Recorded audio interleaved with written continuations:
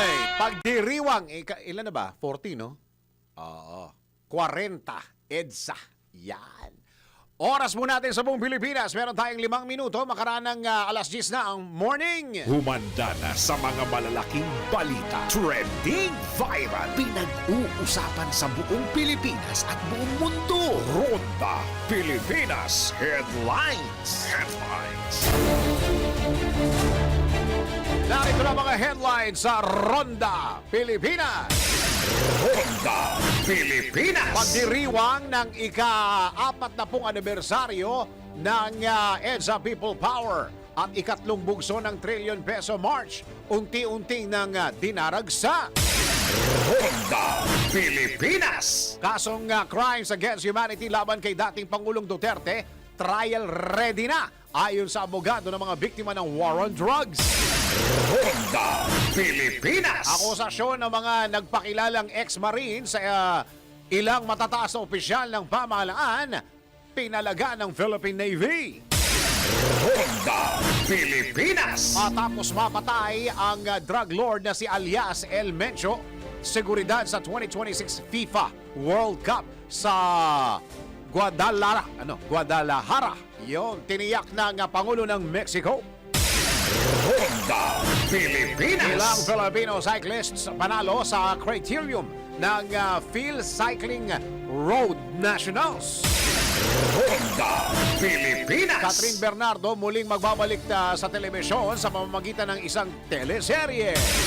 Ronda Pilipinas. Pagbebenta ng produkto na mas mataas pa sa suggested retail price o SRP.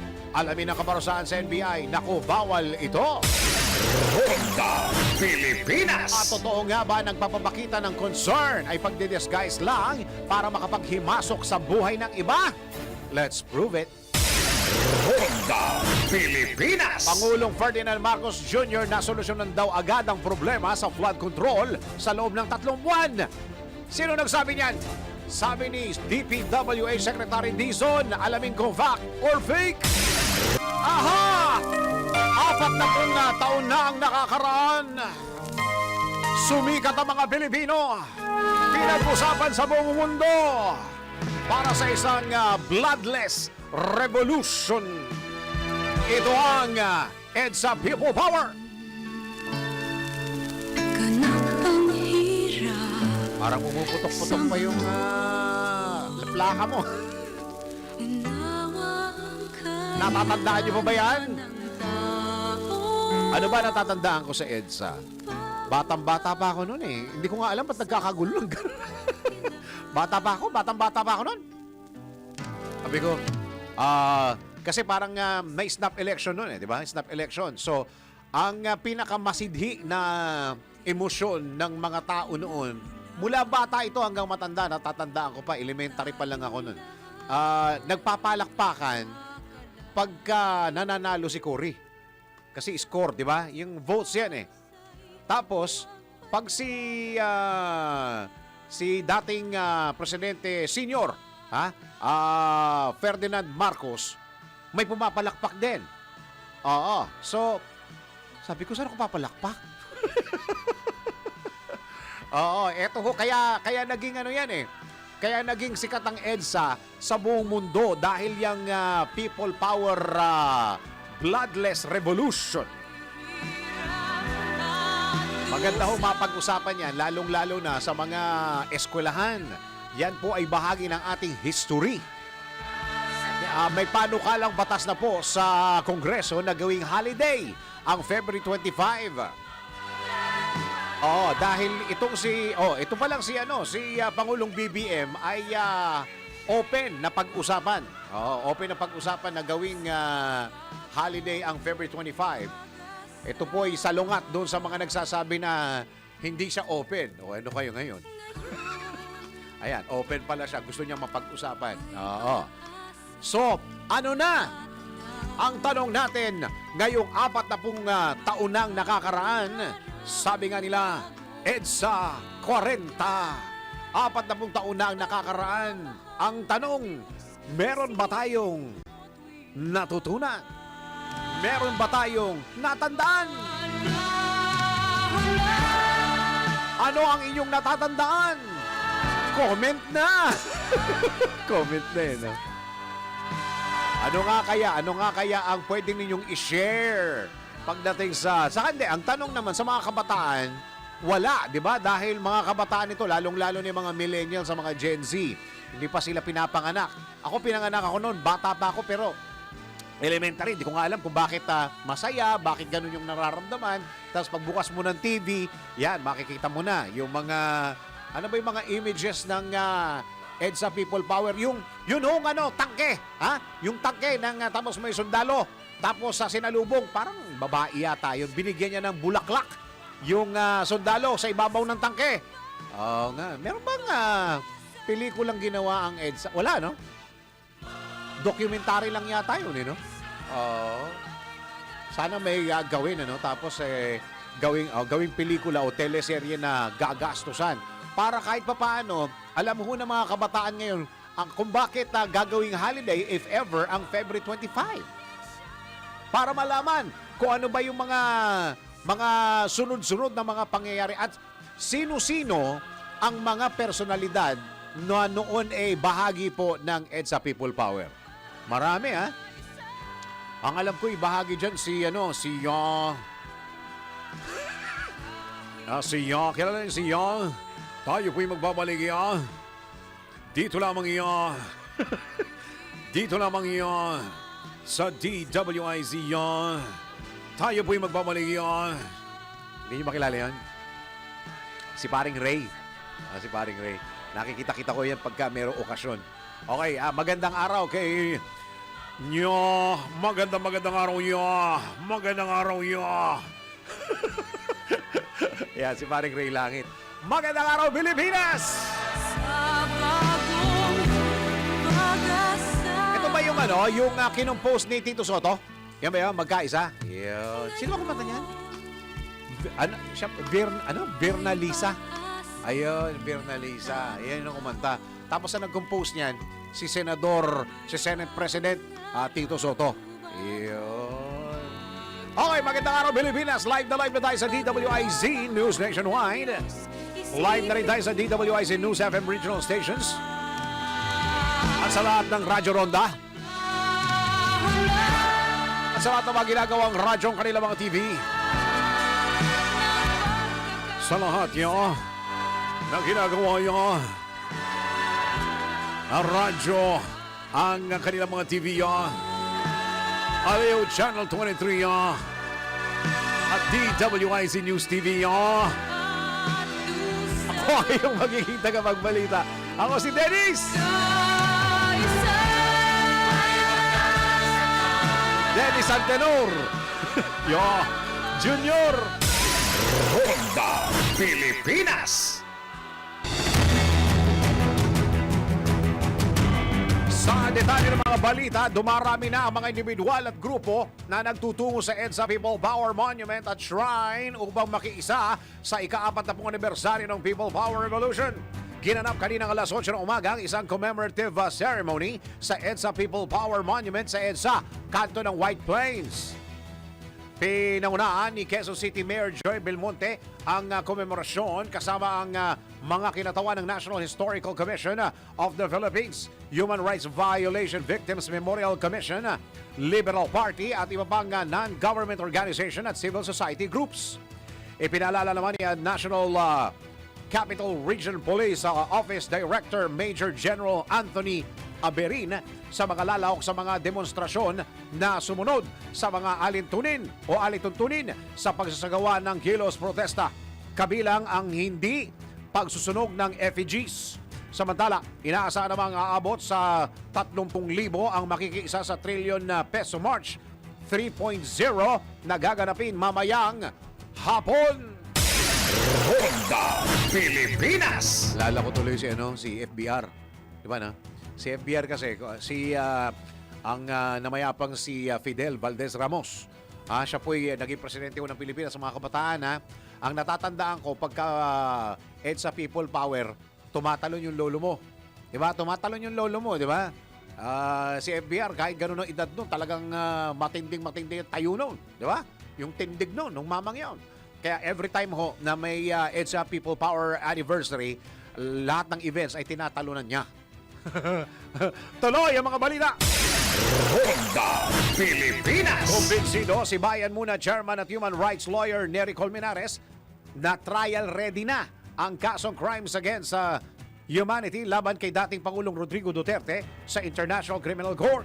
Ipinunto ni Attorney Colmenares na abogado rin ng mga sinasabing biktima ng madugong War on Drugs campaign ng nakaraang administrasyon na sa 2 araw na confirmation of charges hearing, malakas, methodical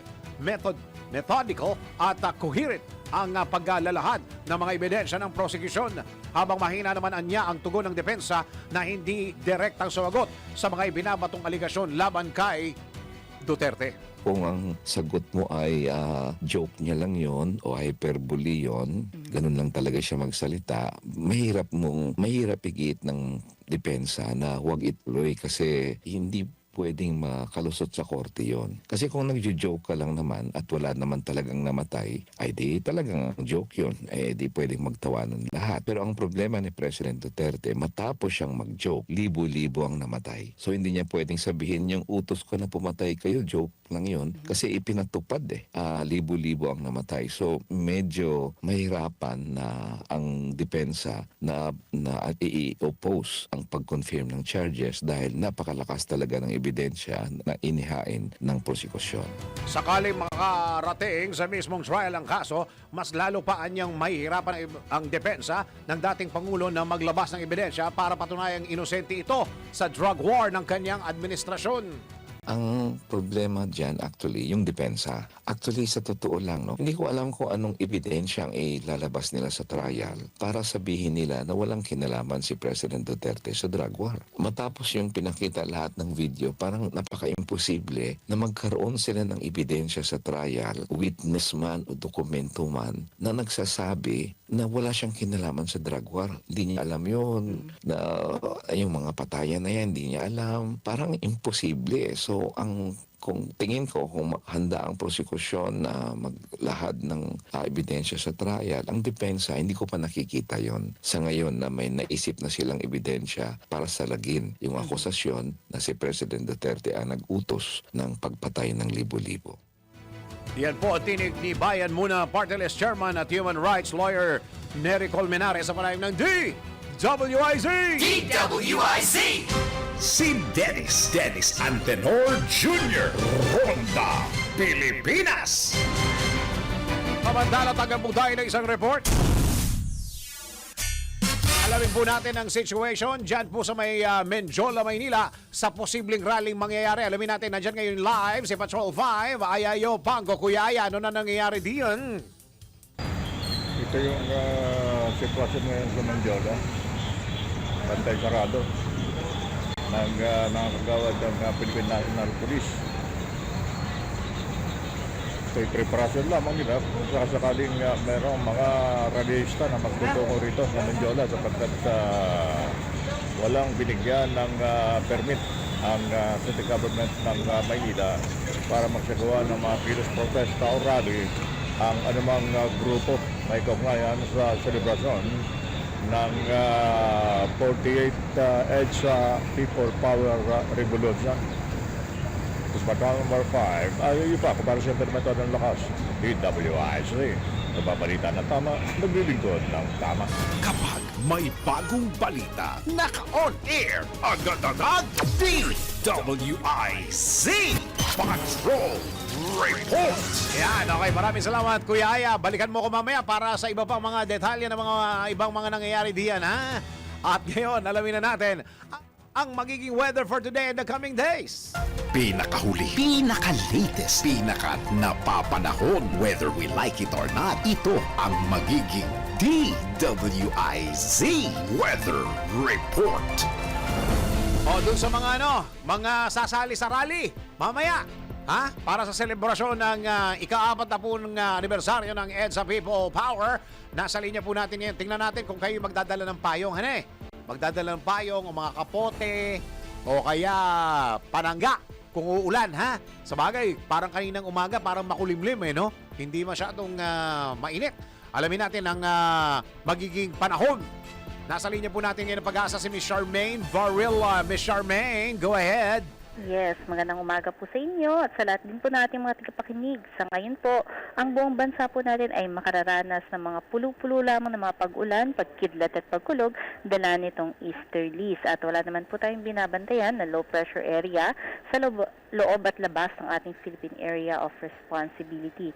Inaasahan din natin na magpapatuloy yung ganitong panahon up until weekend na kung saan maaaring magbalik itong epekto ng northeast monsoon dito sa may bahagi ng northern Luzon na magdudulot ng mahihinang mga pag-ulan. At sa ngayon, wala rin naman tayong inaasahan na gale or matataas na mga pag-alon, katamtaman lamang dito sa may northern at eastern seaboards ng ating bansa, kaya iba yung pag-iingat sa mga maglalayag dyan ngayong araw. At yan ang ating latest mula Miss Charmaine, pag-asa. Yes, sir. wala pa bang announcement kung kailan papasok yung summer? Sa ngayon po, hindi pa natin po nakikita na pwede pang i-announce or kailangan na nating i-announce pa kasi meron pa po tayong pagbugso ng Northeast Monsoon for the Yun. next week. So, Hanggang yun pa next po week. yung inantay natin. Opo. Oo, hanggang next week. So wala pa tayong, anong tawag doon? Heat index na pinag-uusapan. Yes, wala pa po sa ngayon. Pero pag tanghali, Charmaine, napakainit Opo, yes po, no? Dahil sa ngayon po, walang masyadong epekto yung Northeast Monsoon sa atin. Oo. Buong bansa po talaga ay maapektuhan ng easterlies. Kaya asahan po yung pagiging mainit at maalinsangan ng mga bandang umaga hanggang tanghaling tapat at mga tsansa pa rin ng mga pulupulong mga pag-ulan, lalong-lalo na sa hapon. Oo, pero malamig pa rin ang gabi natin. May simoy pa rin ang hangin yung amihan ni Charmaine, no? Yes po, tama po kayo. Hanggang next week. Yes po, and up until second half ng March ay makikita pa natin na meron pang pabugso-bugsong pakonti-konting Northeast Monsoon. Yun. Okay, maraming salamat, Miss Charmaine. Yes, maraming salamat. Charmaine Varela ng Pag-asa. Pinakahuli, pinaka-latest, pinaka-napapanahon, whether we like it or not. DWIZ Weather Report. Ronda Pilipinas. Samantala, binisita ni Rex Gatchalian ng Department of Social Welfare and Development ang Barangay Bulalakaw sa Mankayan, Benguet upang inspeksyonin ang mga proyektong pangkaunlaran sa komunidad. Kabilang dito ang 1.22 million pesos na Manaba KAU o KAU footbridge sa ilalim ng Kalahi SIDS o CIDSS Pamana na nagpapadali sa pagpasok ng mga estudyante at pagdadala ng ani ng mga magsasaka. Itinampok din ang Project Lawa at Binhi Communal Gardens na nagbibigay ng masustansyang pagkain sa mga Child Development Center. Ayon sa Kalihim, ayon kay Sekretary, ang maliliit ngunit makabuluhang proyektong ito ay may malaking epekto sa mga geographically isolated and disadvantaged areas o yung tinatawag na GIDA. Yun. Ayos, Sekretary! Ayos! Ronda Pilipinas. Samantala, Pangulong Ferdinand Marcos Jr. nasolusyonan kaagad daw ang problema sa flood control sa loob ng 3 buwan. At ang linyang yan ay galing naman sa another secretary din, si DPWH Secretary Vince Dizon. Totoo ba yan o hindi? Alamin kong fact or fake. Sa patuloy na pagresolba ng pamahalaan sa issue ng flood control scam, ilang personalidad at opisyal ng pamahalaan ang nagpahayag ng kanilang pananaw tungkol sa aksyon ng gobyerno sa nasabing issue. Katulad na lang ng kumakalat ngayon na umano'y pahayag ni Department of Public Works and Highway Secretary Vince Dizon na nagsasabing, biruin nyo in just 3 months, nalutas niya agad ang problema sa flood control. Pero bago natin ito paniwalaan, atin munang alamin kung ito ba ay fact or fake. Alamin mo na kung tama o mali, kung totoo o hindi. Walang peke. DWIZ Fact or Fake. Batay sa aming pag-aaral, walang kahit anong reliable news source o articles ang nagpapatunay na sinabi ito mismo ng kalihim ng DPWH. Bagkus, kumalat na noon ang nasabing pahayag at muli itong lumutang ng personal na bumisita si Pangulong Ferdinand Marcos Jr. sa Naga City. Kasama niya ang alkalde ng Naga na si Mayor Leni Robredo at si DPWH Secretary Vince Dizon. Ito ay para paigtingin ang Oplan Kontra Baha program sa nasabing lalawigan. Kaya naman ang kumakalat na pahayag ni Dizon na nasolusyonan na ng Pangulo ang issue ng flood control sa loob ng 3 buwan ay fake. Para sa fact or fake, Ann Rodriguez, nagbabalita ng tama, naglilingkod ng tama. Huwag magpapaloko. Huwag magpapagancho. Huwag magpapaskam. Bawal! Bawal ang peke. DWIZ. Fact or fake? Ronda Pilipinas! Hoy, isang reminder lang po ito sa ating mga kababayan. Huwag matakot magpayakap sa tuwing makakaramdam ng sakit sa inyong mga mahal sa buhay. Siyempre, niyayakap din tayo ng PhilHealth dahil may PhilHealth na siguradong aalagaan ang kalusugan mo. Lahat tayo ay miyembro at sigurado sa benepisyo. Pumunta lamang sa mga accredited Consulta Package Provider o YAKA Package Provider para makapag-avail ng YAKA Package. Para sa karagdagang impormasyon, bumisita lamang sa kanilang website na www.philhealth.gov.ph at pindutin ang click to call icon. Dahil Pilipino ka, may PhilHealth ka. Ronda Pilipinas! Pilipinas ang ating oras.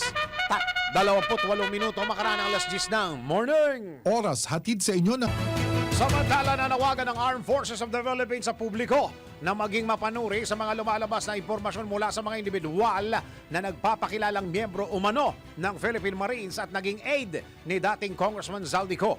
Ginawa ng Philippine Navy ang pahayag matapos ng kumpirmahin ng ilang mga nagpakilalang dating Marines ang naunang sinabi ni dating Marine Personnel Orly Gutesa na meron o manong inihatid na pera ang kanilang amo kay Pangulong BBM. Inihayag din ng mga ito sa magitan ng kanilang abogado na si Attorney Levi Baligod na sila rin ang inatasan na magpapalit ng 2 milyong o magpapalit ng 2 milyong dolyar para bayaran ang mga investigador ng ICC o International Criminal Court. Bunsod dito, pinalalahanan ni Philippine Navy spokesperson Captain Marisa Martinez ang publiko na suriing mabuti ang kredibilidad ng impormasyon at alamin kung sino ang pinagmulan nito. Base sa ginawang verifikasyon ng hukbo sa 18 na nagpakilalang ex-Marines, 4 dito ang di naging miyembro ng Philippine Navy. Karamihan din sa mga ito ang na-discharge niya dishonorably sa serbisyo, habang ilan naman ang may good standing records. Una nang iginit ng AFP na kailangan pang dumaan sa masusing investigasyon at mga illegal na proseso o mga legal na proseso ang mga aligasyon laban sa Pangulo. Inihayag din ng militar na merong nais na siraan ang kanilang hanay upang galitin ng taong bayan kasabay ng anibersaryo ng EDSA People Power Revolution. Ronda Pilipinas! Samantala, tanggap tayo isa pang report. Crimes against humanity kayang litisin sa Pilipinas ayon kay Senador Marcoleta. Alamin natin ang report ni Patrol 19 Zelly Ortega. Bueno, Ate Zelly. Hindi kailangang litisin ang mga Pilipino sa labas ng bansa kung may ginawang crime against humanity dahil kaya itong litisin ng mga korte sa bansa. Ito ang kay Senator Rodante Marcoleta ay dahil may mga batas para rito ang Pilipinas habang handa at may kakayanan ng mga korte at prosecutors dito. Tinukoy ni Marcoleta na aktibo pa ang Republic Act 9851 na ang titulo ay Philippine Act on Crime Against International Humanitarian Law, Genocide and Other Crimes Against Humanity. Sa batas na ito, anya ginawa ng krimen ang crime against humanity o krimen sa sangkatauhan at may utos na sa mga ahensya ng gobyerno tulad ng Department of Justice para mag-imbestiga at protektahan ang mga testigo at biktima. Inutasan na rin ng batas ang Supreme Court na magtalaga ng Special Court na maglilitis sa itinuturing na crimes against humanity at sa huli niyang pagsusuri, walang deklarasyon ang Korte Suprema na hindi ito nahanda at wala itong kakayanan. Sinabi ito ni Marcoleta sa pagtalakay at paghiling na aprubahan ng Senado o resolution ng Minority Bloc na humiling na ipanawagan ng buong Senado na pahintulutan munang makadulog sa korte rito sa bansa ang sinumang ipapaaresto ng dayuhang korte gaya ng International Criminal Court para wag nang maulit ang ginawa daw kay dating Pangulong Rodrigo Duterte na extraordinary rendition. Magiging mensahe umano ang resolution sa Philippine National Police at sa DOJ na huwag magpadalos-dalos sakaling may iparestong kababayan natin ang ICC. Isinulong ng minorya ang naturang resolution matapos ang pag-identify sa kanilang mga miyembro na sina Senator Ronald Bato de la Rosa at Christopher Bongo bilang co-perpetrators ni Duterte sa crime against humanity kaugnay na madugong war on drugs. Ipagpapatuloy ang pagtalakay ng Senado sa resolution ng minorya sa plenaryo mamaya sa plenary session mamayang hapon. Ito sa Patrol 19, Sally Ortega Bueno para sa Impilang Metodong Lakas sa DWIZ. Nagbabalita ng tama, naglilingkod ng tama. Kapag may bagong balita, naka-on air, agad-agad, DWIZ Patrol Report. Samantala, pag-usapan po natin ang EDSA 40. Ayan. Hindi, ako ang tanong ko talaga dito, yung ano ba talaga dapat? Saan natin uunahin? Ha? Ano dapat ang dapat tandaan at ating ipagmalaki? Malaki? May question mark? Nasa linya po natin ang isang historian, si Professor Xiao Chua. Prof, magandang araw po. Makasaysayang araw po sa atin at sa lahat ng ating kasama sa DWRZ. Yun, okay. Prof, pagka kayo ho ang tatanungin, dahil matagal na ho kayo dyan dahil nasa kabilang istasyon pa ako, nai-interview ko na kayo. Ay, opo. Okay, Prof. Opo, nandito lang tayo. Opo, pagka po pinag-usapan ng mga millennials, mga Gen Z, Alpha na ito, ano ho ba talaga dapat ang isa sa mga dapat matutunan o dapat tandaan ng mga kabataang ito pag pinag-usapan ang EDSA People Power? Well, ang dapat nating matutuhan o siguro ang unang-una kong sinasabi sa mga kabataan Opo. na ito'y isang bagay na ipinagmalaki natin, itong people power. Kasi ginaya ito ng mga ibang bansa para Tama. mapatalsik yung mga corrupt regimes nila. No? Tama. So, alam mo yung parang kapag noong 1986, bilib sila pag sinabing Pilipino ka. Na, di ba nung ang panoorin, live TV, hinaharang natin yung mga katawan natin sa tangke. Paano yun, di ba? Parang paano? Itong mga Pilipino ito, nakakatuwa mga panoorin, ginagawang panoorin yung Pilipino noon dahil tayo ay napakagaling na lahi, no? Na alam mo yung pinakita natin doon, yung pakikipagkapwa natin, na hindi tayo nagpatayan kahit na nagkakagirian na yung puwersa ni Marcos, ng mga taong bayan, Tama. pero nagbigayan ng bulaklak at pagkain. So yun ang tingin ko dapat ipagmalaki natin, yung culture o pakikipagkapwa-tao. Ipagmalaki at dapat matutunan. Tama po. Okay.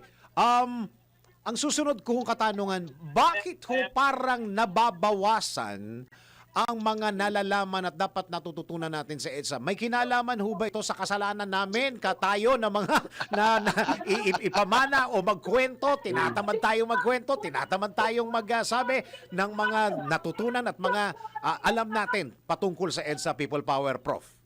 Alam nyo, sa totoo lang, yung mga magulang, talagang hindi talaga nagkukwento ang mga magulang, 'di ba? Hindi ba pag yung mga kahit yung mga karanasan nila. Yes. Talagang ang may papel talaga diyan, yung guro, yung edukasyon. Yeah. 'Di ba? Ang problem, yung edukasyon hindi na tayo umaabot sa minsan dahil nasa hulihan ng history natin, hindi na umaabot dun sa EDSA Revolution yung lesson. Yun yung problem.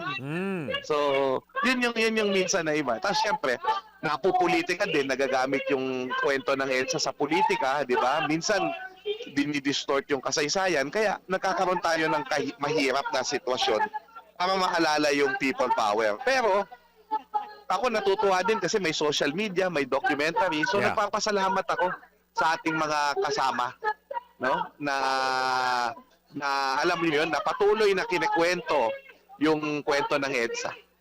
Oo, kasi, Prof, kung natatandaan ko, meron tayong EDSA 2 at saka EDSA 3, di ba?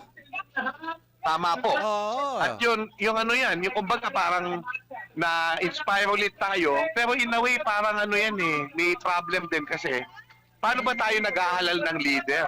Di ba? Ano bang mga klaseng leader yung hinahalal natin? Parang doon tayo hindi natututo yata, no? Well, anyway, ganun talaga ang buhay. Oh.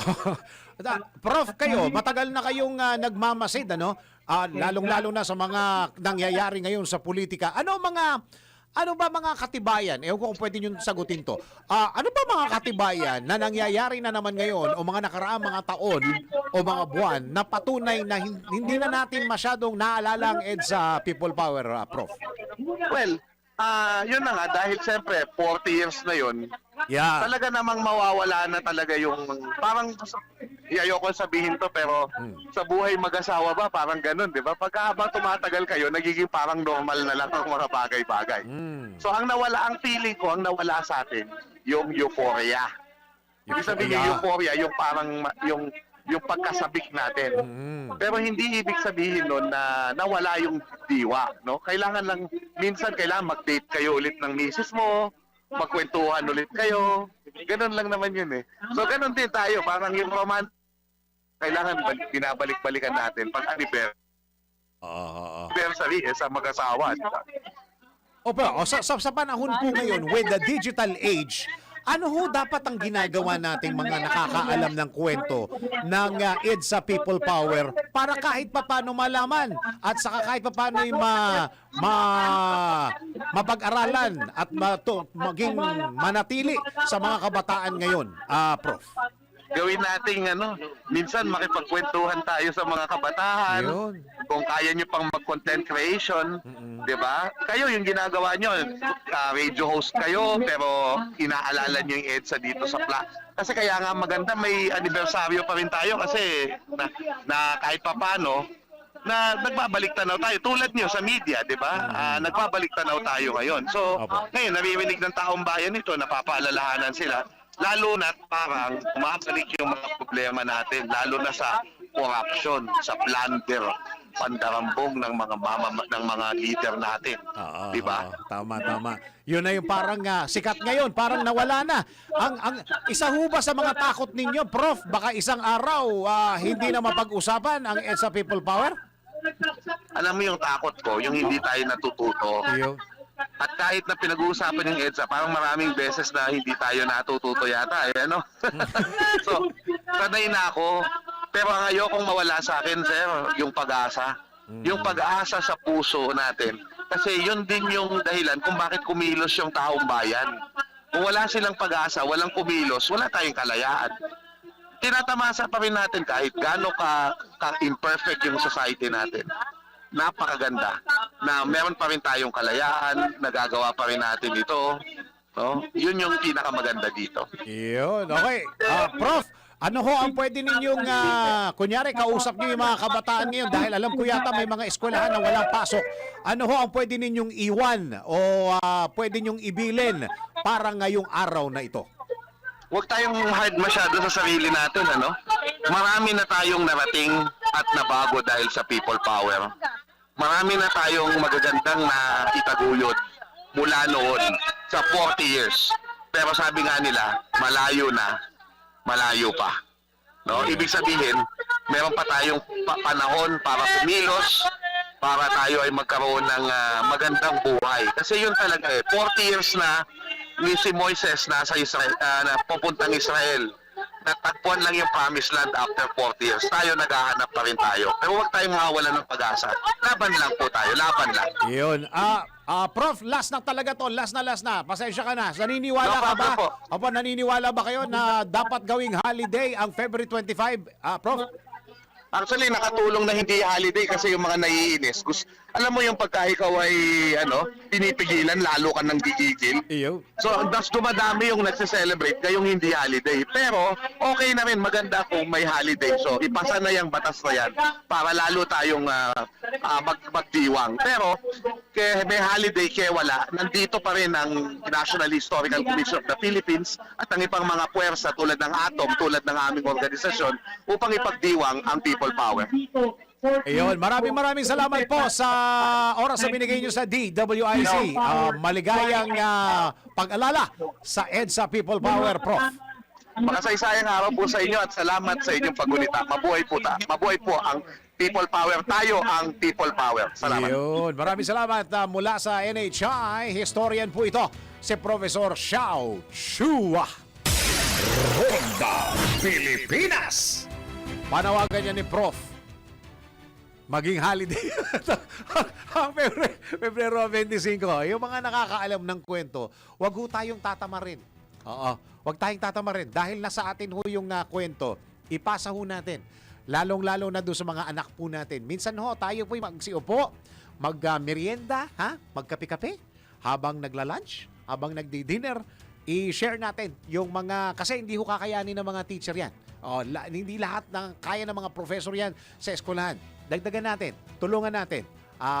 Huwag makalimutan ang history natin. Dahil pagka nakalimutan natin yan, we're bound to repeat it. Diba? Kung hindi natin natutunan ang lesson ng history. Oras po natin sa buong Pilipinas. 12 minuto pa bago mag-11 ng morning. Oras hatid. Kamara suportado ang posibilidad na magkaroon ng koalisyon na lalaban sa pagtakbo ni VP Sara sa 2028 presidential elections. Alamin natin ang report ni Patrol 30 Jelly Mendez. Jelly, go! Bukas si House Deputy Speaker Paulo Ortega V na suportahan ang anumang koalisyon na mabubuo ng administrasyon upang labanan si Vice President Sara Duterte sa 2028 presidential elections. Ayon kay Ortega, buo ang kanilang suporta kung mayroon mang makakatuwang ang administrasyon na kokontra sa kandidatura ng Vice Presidente. Anya malinaw ang kanyang posisyon sa pagpanig sa administrasyon. Aminado si Ortega na good vibes at ngiti ang hatid ng larawan ni na Pangulong Bongbong Marcos at dating Vice President at ngayon Naga City Mayor Leni Robredo sa inspeksyon ng flood control projects nitong weekend. Itinuturing ng House Leader na ito ay magandang senyales lalo na kung babalikan ang kasaysayan, ngunit hindi niya may isasantabi na may nangyayaring healing o paghilom ng nakaraang trauma. Ito si Patrol 30. Jelly Mendez nag-uulat para sa impilang may todong lakas sa DWIZ. Nagbabalita ng tama, naglilingkod ng tama. Kapag may bagong balita, naka-on air, agad-agad, DWIZ Patrol Report. Ilang Filipino cyclists panalo sa criterium ng Phil Cycling Road Nationals. Alamin natin na sports news mula kay Kim Gomez. Sa mundo ng palakasan, ang latest malalaman sa DWIZ Sports News. Nagsimula na ang Phil Cycling National Championships for Road 2026 sa Tagaytay City, kung saan agad nagningning ang mga kilalang siklista ng bansa. Nanguna si Ronald Oranza sa men's elite category. Sa men's under 23 naman, nagwagi si Judah Gabriel Francisco. Sa women's elite, nanaig ang Phil American na si Mary Joyce Monton na mula pa sa Los Angeles. Nakumpleto ni na Edson Corbadora at Ronilana Kita ang podium sa men's elite. Sa under 23, pumangalawa at pumangatlo sina Marvin Mandak at Mark Alex Baruelo. Sa women's elite, pumangalawa at pumangatlo kina Monton sina Maritoni Krog at Phoebe Salazar. Nagkampiyon din sa women's under 23 sina Raven Joy Valdez, Althea Campana at Angeline Elvira. Magpapatuloy ang kampyonato hanggang Biyernes para sa individual time trial at individual road race events. Para sa sports news, Kim Gomez nagbabalita ng tama, naglilingkod ng tama. Arena Plus Sportsbook. Arena Plus. Gambling is for 21 years old and above only. Gambling can be addictive. Know when to stop. Ronda Pilipinas. Ito na ang latest, bagong-bago, fresh na fresh. DWIZ Showbiz News. Catherine Bernardo muling magbabalik sa telebisyon sa pamamagitan ng isang teleserye. Showbiz Balita mula kay Anton. Para sa aking balitang showbiz, nakatakdang magbalik telebisyon si Catherine Bernardo para sa seryeng Someone Someday. Makakasama ni Catherine sina James Reid at Maha Salvador sa nasabing serye. Kasabay nito, nagpasalamat ang aktres sa kanyang mga fans dahil sa patuloy na pagsuporta ng mga ito sa kanyang career at personal life. Sa isang event, binigyang dinikat na pinahahalagahan niya ang tiwalang ibinibigay sa kanya ng fans. Anya, mutual respect ang pinakamahalagang bahagi ng kanilang ugnayan dahil hinahayaan siyang matuto at lumago sa industriya. At iyan aking balitang showbiz para sa pila may taon ng lakas, DWIZ. Ako si Anton, nagbabalita ng tama, naglilingkod ng tama. Ang balitang ito ay inihatid sa inyo ng Bingo Plus. Bingo Plus, bingo sa saya, plus sa panalo. Gaming is for 21 years old and above only. Keep it fun, game responsibly.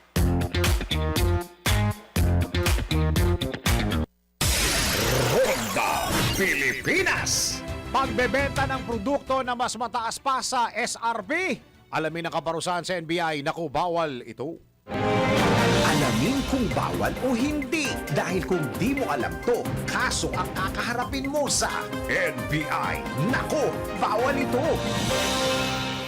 Pagbebenta ng produkto na mas mataas sa suggested retail price? Nako, bawal ito. Ika nga nila, wala nang mura sa panahon ngayon. At sa kabila ng patuloy na pagtaas ng presyo ng mga bilihin, marami ang nananamantala na mga negosyante na nagbebenta ng mga produkto na mas mataas sa itinakdang presyo. Pero nako, alam mo bang labag sa batas yan? Ayon sa Department of Trade and Industry, mayroong suggested retail price o SRP na itinalaga para sa mga pangunahing bilihin tulad ng bigas, asukal, sardinas, kape, sabon, gayon din sa mga pang-araw-araw na produkto gaya ng mga canned meat o gatas. Batay sa Republic Act No. 7581 o ang Price Act na inamyendahan ng Republic Act No. 10623, layunin ng batas na protektahan ang bawat mamimili laban sa mga mapagsamantalang tindero o negosyante. Pigilan ang di makatarungang pagtaas ng presyo. Tiyakin na may sapat na supply ng pangunahing bilihin lalo na sa panahon ng krisis o kalamidad. Sa ilalim ng batas, mahigpit na pinagbabawal ang price manipulation na nahahati sa tatlong uri: hoarding o pagtatago ng produkto upang tumaas ang presyo, profiteering o pagbebenta ng sobra-sobrang halaga kumpara sa itinakdang SRP, kartel o sabuatan ng mga negosyante para sabay-sabay itaas ang presyo ng bilihin. Kung sakaling nagdeklara naman ng state of calamity o national emergency, automatic ipinapatupad ng DTI ang price freeze. Ibig sabihin ay hindi maaring itaas ng mga tindahan ang presyo ng mga pangunahing bilihin sa loob ng 60 days, maliban kung may ibang direktiba ang pamahalaan. Ang sinumang lumabag ay posibleng makulong ng 1 taon hanggang 10 taon at magmulta ng 5,000 piso hanggang 2 milyong piso. Habang maaari namang ipasara o kanselahin ang business permit ng mga negosyanteng mapatutunayang nananamantala sa presyo. Kaya sa lahat ng mga negosyante, mas magandang yumaman dahil sa pagiging tapat sa mga mamimili. Huwag man lamang at sumunod sa SRP para hindi ka masabihan ng, nako, bawal ito. Ronda Pilipinas. Samantala, ilang employer na po ang nakalikom ng mahigit 100 mga aplikante sa unang araw ng job fair na ngayon ay second day na. Nasa mga tagaputahin ng isang report. Alamin natin kung ano nangyayari doon at kung nandun na ating mga kababayan na naghahanap ng kanilang mga trabaho. Mula kay Patrol 38, Jen Patrolya. Jen, ano na nangyari diyan? Yes, Kuyang Dennis, umabot na nga sa 50 hanggang 100 resume ang nalikom ng isang kumpanya sa unang araw ng job fair kahapon. Ayon kay Eternal Gardens CHRT Staff Head Office Alfred Gabriel Makasait, target nila makakuha ng hindi bababa sa 30 hanggang 40 aplikante para sa iba't ibang posisyon. Kabilang ang aircon technician, customer service representative, audit staff, secretary, tile setter, motor control technician, compactor, operator at business development. Malaking tulong anyang job fair sa kanilang recruitment dahil mas marami silang nakuhang aplikante kumpara sa karaniwang 5 hanggang 10 lamang sa regular na sourcing. Narito ang tinig ni Makasait o Makasakit ng Eternal Gardens. First job fair namin bilang employee dito, I could see na super daming tao, very much supportive ang ating mga applicants. I am very much looking forward sa second day and hopefully mas marami pang energy o mas malaki pang impact na magbibigay ng ating applicants na to para sa mga ating employers moving forward. Hinimok naman ng Eternal Garden staff ang mga aplikante na huwag matakot mag-apply at salihin na ang oportunidad na makapagtrabaho at makakuha ng experience. Kuyang Dennis, sa mga oras na ito, ipagpapatuloy ng JobQuest PH ang job fair. At nagsimula ang tagsain itong mall kaninang alas 8 ng umaga. Yung ilan nga nating mga kababayan ay alas 6 pa lang ng umaga sila dumagsa. Kung ikukumpara ngayon, Kuyang Dennis, kung kahapon, kung ikukumpara, mas marami yung kahapon kumpara ngayon. Pero sa ngayon kasi, Kuyang Dennis, ay itong ilang linya, itong kabilang pila rin ay puno na yung pila o puno na, mahaba na rin yung pila dito nga sa labas pa ng Mega Trade Hall. At mamaya pang mga alas 11 papapasukin itong mga aplikante para makapaghanap ng magandang oportunidad at makakapag-apply sila ng trabaho. Yan muna ang update. Jen. Yes, Kuya Dennis. Hanggang anong oras yung job fair dyan sa Mega Mall? Kuya Dennis, abutin ito ng hanggang alas 5 ng hapon. Okay. Sa hapon, Kuya Dennis, unti-unti rin tumatagsa yung mga kababayan natin na mag-a-apply ng trabaho. Okay, maraming salamat, Jen. Ingat. Maraming salamat, Kuya Dennis, mula rito sa Mandaluyong City. Ako si Patrol 38. Jen Patrolya nag-uulat. Sa ipilang may todong lakas, DWIZ nagbabalita ng tama, naglilingkod ng tama. Kapag may bagong balita, naka-on air, agad-agad, DWIZ Patrol Report. At bago tayo magpaalam, tayo muna magpatama. Quote of the day, EDSA ang patunay. Hindi kailangan maging marahas para maging makapangyarihan. Talo, kabayan na makabayan, ha? Ang tamayan po susunod na programang Yes, Yes, Yo Topacio and Attorney Fernie Topacio and Miss Juby de Guzman. Maraming salamat, Pilipinas. Ako ang iyong naging tagapagbalita. Ako si Dennis. Dennis Antenor Jr. Nagbabalita ng tama, naglilingkod ng tama.